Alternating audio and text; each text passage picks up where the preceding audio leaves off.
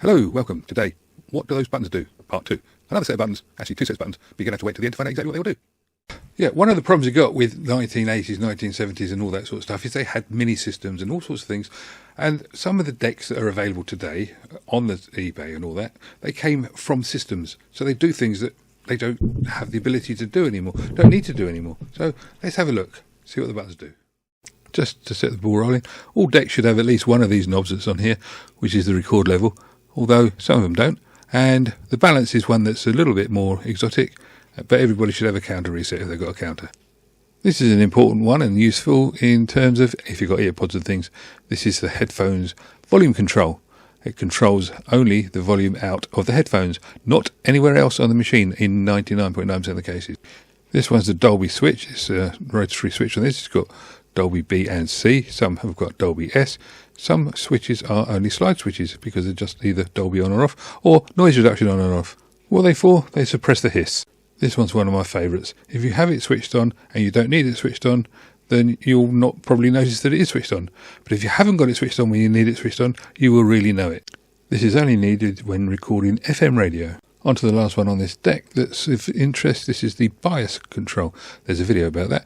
And you adjust that plus or minus to get the bias on your tape right.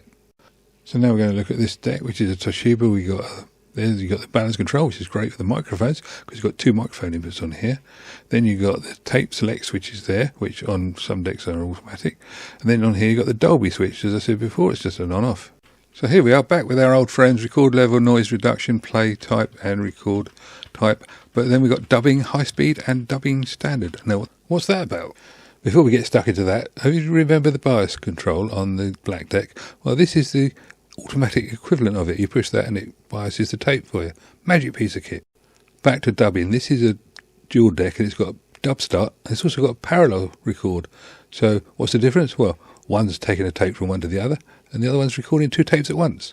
You've also got on here 1 mic and 1 headphones, both with level controls, which is quite useful. So now we have a look at the Technics deck in depth. You've got 2 lots of arrows on there and 2 lots of arrows on there that play in both directions because it's an auto-reverse deck. And you've got TPS, which means it finds the tracks for you. Then you've got synchro start and speed and all the record functions, and they're all together. Synchro start could be, it means it goes with another sound system, or it could mean that it's going to synchronize one tape deck to the other. Both of these were common in the old days. Finally, this deck, which is based on a 1980s model, you can see there's not a lot on there at all. You've got noise reduction and record level, and you've got those other switches for the tape type and dubbing. But other than that, no headphone sockets, no tape biasing or anything like that. It's just a plain deck. That just about covers it for now. If there's anything you'd like to know about these sort of buttons, then put it in the comments and I'll see if I can answer them for you, or I'll find out what they do. And if you got any value out of this, please subscribe, share, all that sort of thing, and catch you another time. Cheers.